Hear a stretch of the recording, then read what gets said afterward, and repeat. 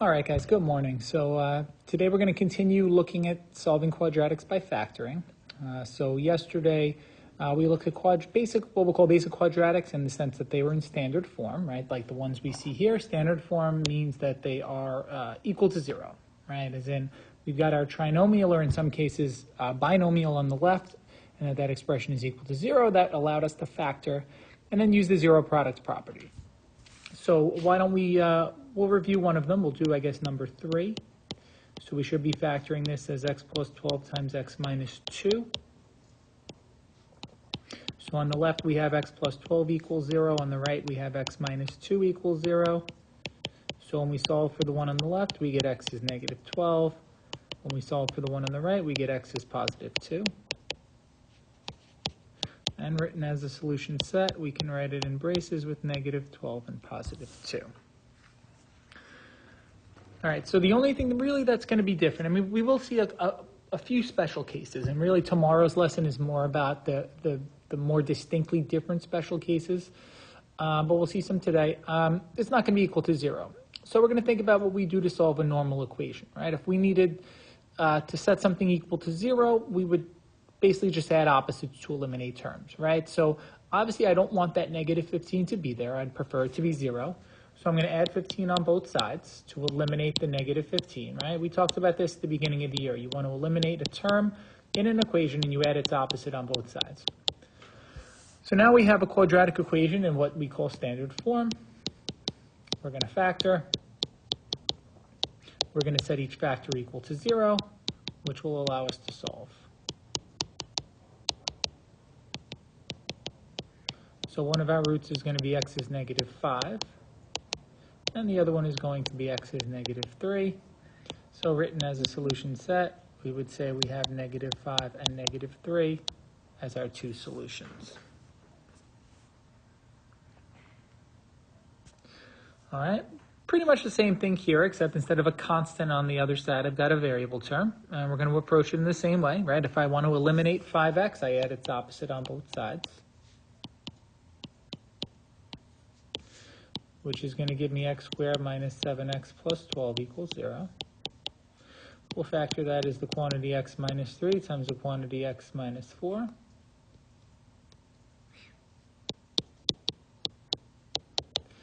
And of course, we set each factor equal to 0 and solve those simple one-step equations.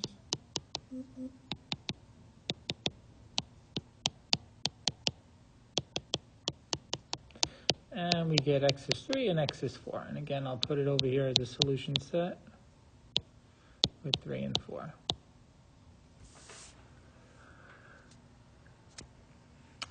All right, so this one's going to require a couple steps.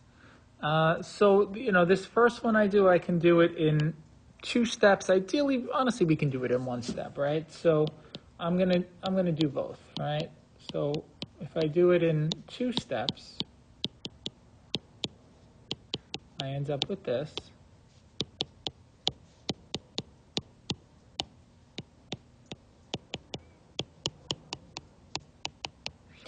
Which is going to allow me to factor it.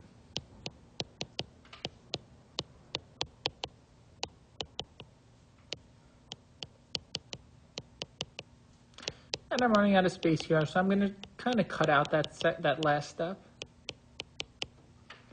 And my solution set here should be negative 5 and positive 3.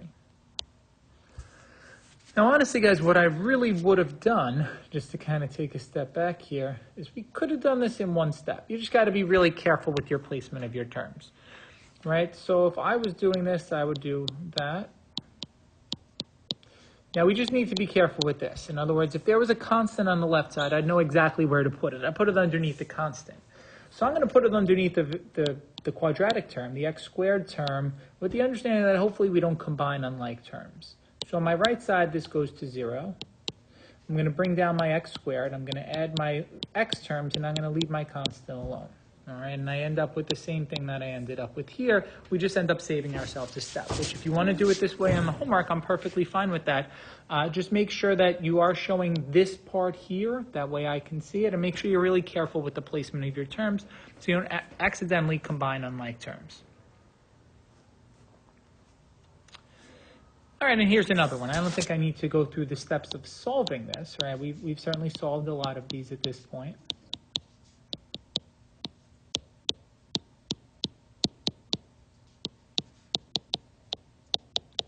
Right, but hopefully we'd be able to factor this now as x minus 5 times x minus 5, or the quantity x minus 5 squared. And when you solve it, since again this is what we call a perfect square trinomial, you only get one solution. You get x is 5. All right, so for something like this, we have some options, right? Now, we could think about using 5-step method, right? We really shouldn't.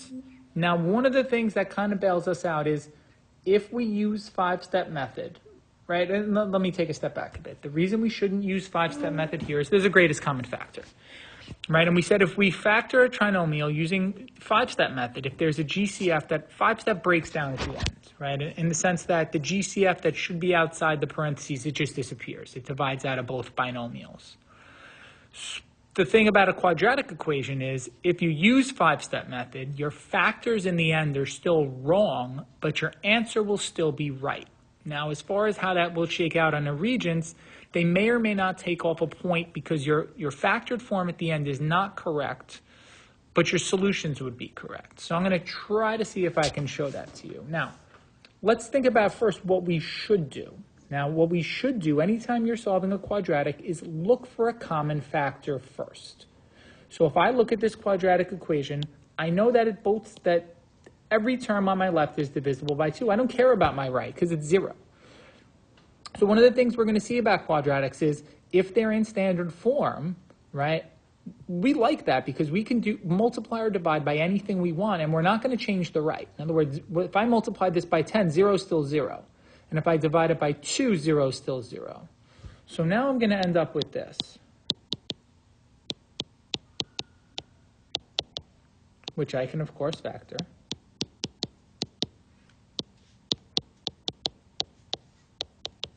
All right, so we should be able to now use the zero product property and set these equal to 0.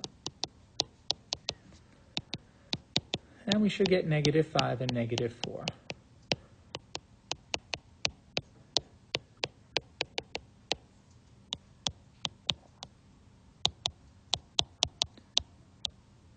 All right, so that's what we should do, right? That's the correct way of doing it. So now I'm gonna take a step back and I'm gonna do it using 5-step, just because I don't think it's really gonna be too clear what I was explaining before if we don't actually see it.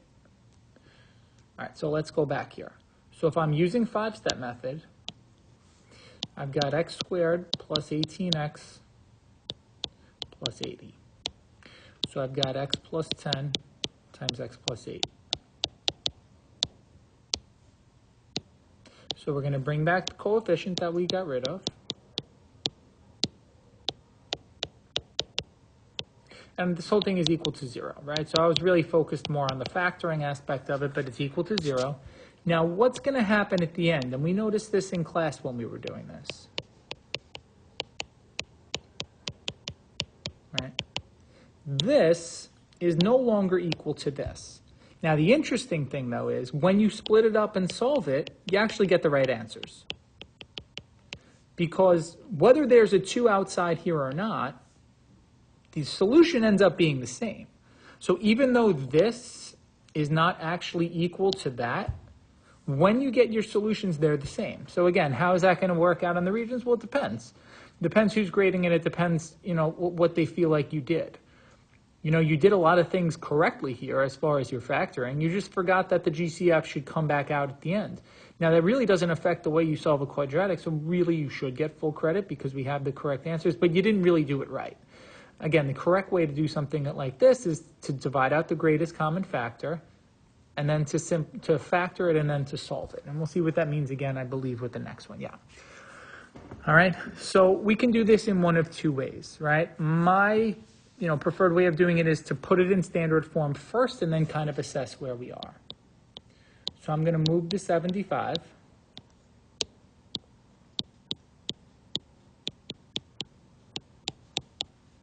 All right, so I get 5x squared plus 10x minus 75.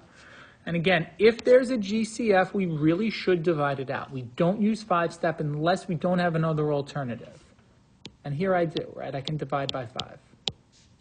So that gives me x squared plus 2x minus 15.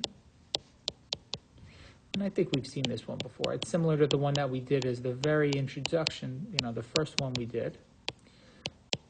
So I get x plus 5 is 0. I get x minus 3 is 0. So one of my roots is negative 5. And one of my roots is positive 3.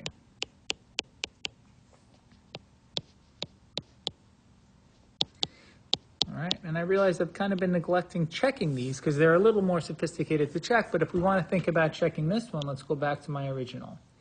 If x is 3, then x squared is 9 times 5 is 45, plus 30 is 75, so that will check. If I'm using negative 5 squared is 25 times 5 is 125, minus 50 is 75. So they will check, it's just going to be a little bit more of a process for you to check it. All right, so now we're at the point where we don't have a common factor anymore. So we're going to think about either using 5-step or using trial and error. Right, so again, you guys know my opinion on this. For something like this, with the coefficient being of x squared being 2, which is prime, I would definitely use trial and error. I know you guys, for the most part, have been more comfortable using 5-step, so that's the way I'm going to model it. So I've got x squared plus 13x plus 42. I've got x plus 7 times x minus 6. Sorry, x plus 6.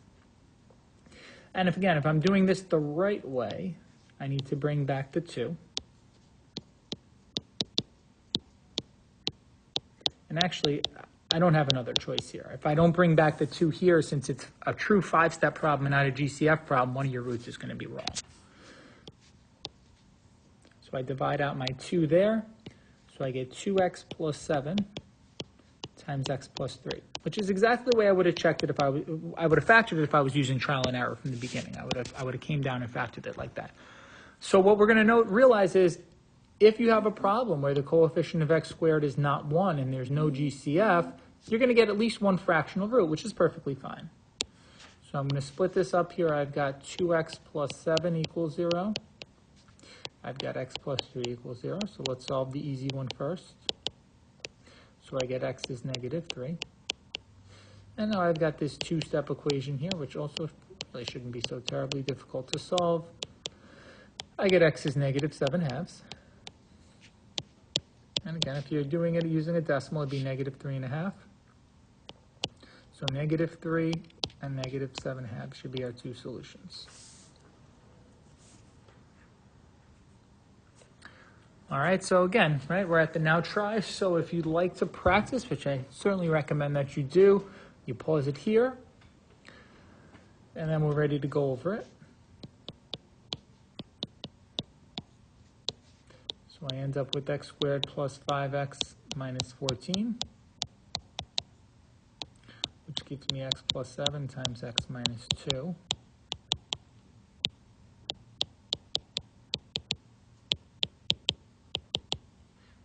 So again, I'm going to just cut out the last step just to save myself some space here. So my solutions here should be negative 7 and positive 2. And for this one, I am going to roll these into one step. I'm just going to be try to be careful here. So that gives me x squared plus 4x plus 3 equals 0. I can factor that as x plus 3 times x plus 1. I'll come up here. I'll split it up.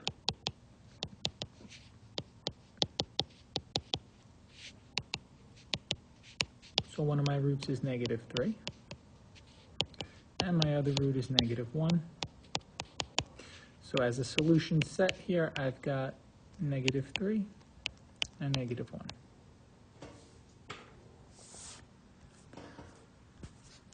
All right, guys, so we'll be back tomorrow with solving quadratic equations that are special cases, that are going to require a slightly different form of factoring. And then we'll be pretty much done with our quadratics, and we'll be ready to look at quadratic equation word problems.